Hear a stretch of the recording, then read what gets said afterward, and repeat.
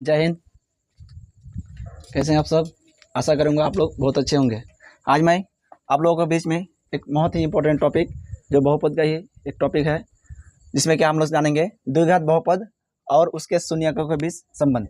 पिछले वीडियो में जैसे आपको बताया था, द्विघात बहुपद का शून्यक, द्विघात बहुपद का 2 शून्यक निकलता है, जिसको हम लोग अल्फा और बीटा का नाम भी दे सकते हैं। ठीक है, उसी तरह आज हम लोग भी क्या करेंगे, उसके बीच में हम लोग क्या संबंध किस टाइप का संबंध है, उसका शून्यक और बहुपद के बीच से संबंध है, उसको हम लोग आज जानकारी लेंगे। जैसे क्या लिखा हुआ है, यदि द्विघात बहुपद ax² + bx + c, ये क्या होता है? द्विघात बहुपद का मानक रूप होता है। जैसे पिछले वीडियो में आपको बताया था कि 2 शून्यक क्या क्या अल्फा और बीटा हो तो उसके बीच निम्नलिखित संबंध है। क्या क्या संबंध है? जैसे आपको क्या बता दिया, द्विघात बहुपद क्या हो गया, ax² + bx + c, मतलब इस मानक रूप है, लेकिन इसका हम द्विघात बहुपद मान के चलेंगे, ये मानक रूप है। और उसका शून्यक क्या क्या, अल्फा और बीटा। जैसे आपको बताया था क्या, द्विघात बहुपद का 2 शून्यक निकल के आता है। ठीक है, तब क्या होता है, शून्यकों का योगफल, मतलब क्या, दोनों को जोड़ेंगे, क्या क्या, अल्फा प्लस बीटा को जोड़ेंगे, -b/a, माइनस कहने का मतलब माइनस आपका रहेगा। अब b मतलब क्या होता है, जो x के साथ गुणा में रहे। क्या लिखा हुआ है, -x का गुणांक और बटे x² का गुणांक। ठीक है, उसी तरह शून्यकों का अगर गुणनफल करेंगे तो क्या आ जाएगा, अल्फा इंटू बीटा बराबर c/a। c मतलब क्या होता है, नियतांक, कांस्टेंट बटे क्या हो जाएगा, x² का गुणांक। ठीक है, ये आपका संबंध होता है किसी भी द्विघात बहुपद के और उसके शून्यकों के बीच का संबंध यही आता है। ठीक है, अब मैं कुछ 1-2 एग्जाम्पल के शुरू आपको समझाना चाहता हूँ। जैसे क्या लिखा क्वेश्चन, नीचे दिए गए द्विघात बहुपदों के शून्यकों को निकालें और उसके बीच संबंधों के बीच सत्यता की जांच करें। जैसे मैं आपको बताना चाहता हूँ, पहले इसका सत्यता की जांच का पहले बाद में करूँगा, पहले मैं इसका शून्यक निकाल लेता हूँ। शून्यक कैसे निकालूंगा, जैसे मैं बताता हूँ गुणनखंड विधि से। गुणनखंड विधि से पहले इसको क्या निकालेंगे, शून्यक निकालेंगे। जैसे क्या बताता, शुरू वाला और अंत वाला गुना करेंगे, कर दिए गुना, 4 एकम 4, 4 को तोड़ के 2 हिस्सा में तोड़ दिए, क्या पूर्णा चाहिए, 4x पूर्णा चाहिए। अगर इसमें प्लस कर देंगे, निकल के आ जाएगा, क्या होगा, 4x² 2x plus 2x plus में 1। ठीक है, इसको अगर यहाँ से खंड करके निकाल दे कॉमन, क्या 2 कॉमन आता है, x कॉमन आता है, क्या बच गया, 2x, अब प्लस में 1 बच जाएगा, प्लस 1 कॉमन आता है तो 2x प्लस में 1। ठीक है, अंदर वाला सेम है, इसको एक कॉमन ले लेते हैं, 2x + 1। अब बाहर में जो है उसको क्या करेंगे, उसको लेके कॉमन ले लेंगे। ठीक है, अब इसको क्या हो गया, आपका px का यानी बहुपद का गुणनखंड हो गया। अब इसका निकालना शून्यक, चूँकि px बराबर क्या हो जाता है, 0 हो जाता है, तो 2x + 1 बराबर 0, 2x बराबर -1, x बराबर -1/2। एक शून्यक निकले, इसको अल्फा मान सकते हैं, -1/2। ठीक है, उसी तरह 2x + 1 बराबर 0, 2x बराबर -1, x बराबर क्या होगा, -1/2। अब इसको मान सकते हैं हम लोग बीटा। अब बोला जाता है क्या, संबंध, उसके जो संबंध है, जैसे जोड़ का संबंध है, गुणा का संबंध है, उसके बीच क्या क्या सत्यता है, उसको हम लोग क्या करेंगे, जांच करेंगे। जैसे क्या है, जैसे हम फॉर्मूला पे आते हैं, क्या देखते हैं, देखिए 4x² + 4x + 1। ठीक है, अब देखिए यहाँ a का मान कितना है, 4 है, b का मान कितना है, 4 है, c का मान कितना है, 1 है, और 2 शून्य क्या क्या है, पहले इसको हम लोग एक जगह जमा कर लेते हैं। एक आया -1/2, बीटा का मान भी -1/2 आया। अब आते हैं, क्या है संबंध, अल्फा प्लस बीटा बराबर -b/a, अल्फा प्लस बीटा बोलिए -b/a, ये हो गया आपका संबंध। देखिए, अब देखिए अल्फा का मान कितना, -1/2 प्लस, और यहाँ प्लस -1/2 बराबर माइनस हो जाएगा फॉर्मूला का। अब b का मान कितना है, 4 है, तो 4 डाल देंगे, और a का मान कितना है, 4 है। अब देखिए यहाँ पे -1/2 और -1/2 बराबर कितना, इसको काटेंगे तो क्या, -1 आएगा। ठीक है, यहाँ भी हम लोग क्या ले लेंगे, 2 एलसीएम ले लेंगे, 2 का एलसीएम 2, तो -1 क्या हो जाएगा, -2/2 बराबर -1, एक कट गया, बराबर -1 बराबर -1। तो आप देख सकते हैं, आपको समझ में आ गया होगा क्या, अगर किसी 2 शून्यक को जोड़ेंगे और उसका जो -b का क्या बोला, x का गुणांक को माइनस करके बटे में क्या करेंगे, x² गुणांक को बराबर करेंगे तो बराबर आ ही जाएगा। ठीक है, अब उसी तरह इसमें हम लोग क्या चेक करते हैं, अगर मान लीजिए इसका पहले हम क्या करेंगे, खंड करेंगे। एक्स स्क्वायर यहाँ 81 है, 81 को 2 हिस्सा में तोड़े, 9 में 81, मतलब 9 गुना 9 करके 81 पूर जाता है, तो 9 और 9 को जोड़ेंगे तो 18 आ जाएगा। लेकिन यहाँ पर है माइनस में, हम लोग क्या करेंगे, इसमें भी माइनस में जोड़ेंगे, इसमें भी माइनस में जोड़ेंगे। आपको पता है प्लस में भी जोड़ सकते हैं आप, माइनस में भी जोड़ सकते हैं, ठीक है। -9x प्लस 81, ठीक है। यहाँ से क्या कॉमन आ जाएगा, x कॉमन आ जाएगा, x माइनस 9 बचेगा, ठीक है। -9 कॉमन, यहाँ फिर क्या बचेगा, x माइनस 9 बचेगा, x माइनस 9 और x माइनस 9, ये क्या हो गया आपका गुणनखंड आ गया। इसको क्या करेंगे, शून्य के बराबर करेंगे, ये क्या हो गया, px का गुणनखंड हो गया, जो कि लिख देंगे px बराबर कितना 0, शून्य निकालने के लिए x माइनस 9 बराबर 0, x बराबर कितना हो गया 9, इसको मान लेते अल्फा बराबर 9। फिर क्या करेंगे, x माइनस 9 बराबर 0, x बराबर कितना हो गया 9, इसको बीटा मान लेते बराबर कितना हो गया 9।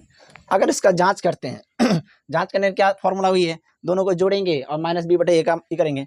अगर यहाँ पे देखते हैं, यहाँ पे ए का मान कितना होता है, ए का मान हो गया 1, बी का मान कितना -18, सी का मान कितना यहाँ 81, ठीक है।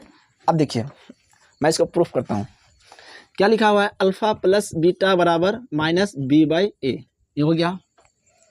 देखिए अल्फा बीटा क्या, इसको भी बैठा देते हैं, बीटा का मान कितना हो गया 9। अब देखिए 9 प्लस 9 हो गया, माइनस हो गया फॉर्मूला का, अब बी का मान -18, डबल माइनस है इसलिए क्या करते हैं, ब्रैकेट देके घेर दी, 9 और 9 कितना 18, ठीक है, और माइनस गुना माइनस प्लस हो गया 18 बराबर हो गया, मतलब और ये हो गया आपका जोड़ वाला।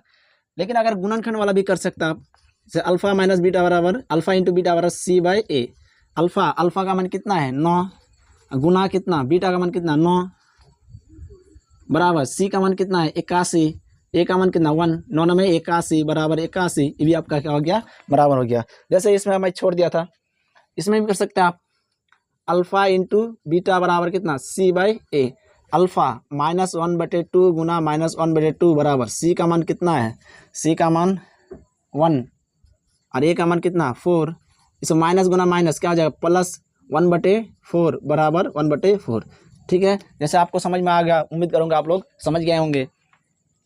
और मैं जस्ट इसके बाद टॉपिक इसी से रिलेटेड और एक टॉपिक बना के मैं आपको तुरंत बता रहा हूँ, ठीक है। जैसे मैं आपको बताना फिर से चाहता हूँ, जैसे अभी तुरंत मैं जस्ट पढ़ा हूँ क्या, द्विघात समीकरण या द्विघात बहुपद का शून्यक निकालने के बाद उसके बीच संबंधों की सत्यता की जांच किया। अब मैं आपको बताना चाहता हूँ, जैसे मान लीजिए आपको द्विघात बहुपद निकालना हो और उसका क्या दिया हुआ है, शून्यकों का योग दिया हुआ है और शून्यों का गुणनफल दिया रहेगा, तो अब आपको द्विघात बहुपद कैसे निकाल सकते हैं, ठीक है। क्या लिखा हुआ है, द्विघात बहुपद तथा उसके शून्यकों का योगफल और शून्यकों का गुणनफल के बीच संबंध। क्या लिखा हुआ है, यदि किसी द्विघात बहुपद x² प्लस bx के शून्यकों का योग और शून्यकों का गुणनफल दिया हो तो द्विघात बहुपद बराबर सूत्र क्या हो जाता है, x² माइनस शून्यकों का योग इंटू x प्लस शून्यकों का गुणनफल। ये फॉर्मूला आपको एग्जाम में पूछा जाता है, आप थोड़ा सा ख्याल रखिएगा। जैसे यहाँ पे देखेंगे x² योग मतलब alpha plus beta into x, alpha into beta, ठीक है। उसी तरह कहने का मतलब है आपको क्या दिया रहेगा, शून्यकों का योग दिया रहेगा और शून्यकों का गुणनफल भी दिया रहेगा, या फिर उसको हम क्या कर सकते हैं, द्विघात बहुपद निकाल सकते हैं, ठीक है। जैसे मान लीजिए क्या दिया हो, नीचे दिया शून्य का योगफल और शून्य का गुणनफल दिया हो तो बहुपद क्या होगा, मतलब क्या पहला वाला क्या दिया, शून्यकों का योगफल दिया हुआ, कितना दिया हुआ है 3 दिया हुआ है, और दूसरा वाला क्या है, शून्यकों का गुणनफल क्या दिया हुआ है 4 दिया हुआ है। तो क्या द्विघात बहुपद बराबर सूत्र क्या होता है, द्विघात बहुपद बराबर सूत्र क्या होता है, x² minus alpha plus beta into x plus alpha into beta बराबर है x² माइनस क्या करेंगे 3 इंटू एक्स और क्या हो जाएगा 4 बराबर x² माइनस 3x प्लस में क्या हो जाएगा 4, ये हो गया। सेम उसी तरह ये हो जाएगा अल्फा प्लस बीटा बराबर कितना -5, ये हो जाएगा अल्फा इंटू बीटा बराबर कितना -3। फिर इसी तरह हम लोग क्या कर सकते हैं, इसको निकाल सकते हैं। क्या फार्मूला है, फार्मूला है द्विघात बहुपद या पी एक्स बराबर लिख सकते हैं क्या, x square minus alpha into alpha plus beta x plus alpha into beta बराबर एक्स स्क्वायर माइनस क्या हो जाएगा, -5 और -5 इंटू एक्स और -3, ठीक है। एक्स स्क्वायर माइनस गुना माइनस क्या हो जाएगा, +5x माइनस क्या हो जाएगा 3, ये आपका क्या होगा, द्विघात बहुपद हो जाएगा, ठीक है। सेम उसी तरह अल्फा प्लस बीटा बराबर क्या हो जाएगा 1/4 और अल्फा इंटू बीटा बराबर कितना हो जाएगा 1 तो द्विघात बहुपद को पी एक्स से लिख सकते हैं, x square minus alpha plus beta into x alpha into beta, यहाँ क्या हो जाएगा एक्स स्क्वायर माइनस क्या होगा 1/4 x plus into 1 x square minus x बटे क्या 4 प्लस में 1, ये आपका क्या हो जाएगा, बहुपद हो जाएगा, ठीक है। लेकिन बहुत सारा एग्जाम क्वेश्चन में या बहुत सारा आंसर में इस टाइप का दिया हुआ रहता है, तो आप क्या कीजिएगा, यहाँ से सबका एलसीएम ले लीजिएगा, 4x स्क्वायर हो जाएगा माइनस एक्स प्लस में 4, यहाँ से अगर मान लीजिए 0 पी एक्स बराबर 0 हो जाएगा, इसको क्या लिख सकते हैं 4x square minus x plus में 4, ये आपका क्या हो जाएगा, द्विघात बहुपद हो जाएगा, ठीक है। जैसे मैं आपको तुरंत बताया क्या, शून्यों का योग फल दिया हो, शून्य का गुणनफल दिया हो, तब आपसे निकाल सकते हैं। लेकिन मान लो ओनली शून्य दिया हो, तब हम लोग क्या कर सकते हैं, सिंपल सा, अगर क्वेश्चन में दिया रहे यदि द्विघात बहुपद का शून्यक 8 और कितना 5 हो तो 5 हो तो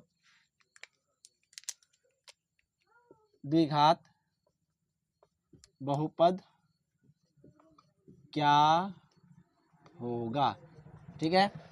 जैसे यहाँ पे क्या दिया होता है, योग दिया होता है और गुणनफल दिया होता है, यहाँ पे डायरेक्ट क्या दिया, शून्यक दिया है और शून्यक दिया हुआ है, तो इसका जब भी बनाएंगे तो क्या करेंगे, एक को मान लेते हैं अल्फा, एक शून्यक हो गया और 8, एक मानते हैं बीटा, एक कितना हो गया 5, सेम उसी तरह का फॉर्मूला लगाएंगे, पी एक्स बराबर क्या आ जाएगा, x square minus alpha plus beta into x plus alpha into beta बराबर एक्स स्क्वायर माइनस अल्फा का मान कितना है 5 + 5 एक्स और 8 गुना 5, यहाँ पे आपको जोड़ के रूप में दिया हुआ था तो डायरेक्ट बैठा दिए, यहाँ पे अलग अलग दिया हुआ था तो अलग अलग हम लोग मान बैठा के हल कर सकते हैं। क्या हो जाएगा, एक्स स्क्वायर 8 × 5 = 13 माइनस 13x 8 × 5 = 40, ऐसे भी हो सकता है, ठीक है।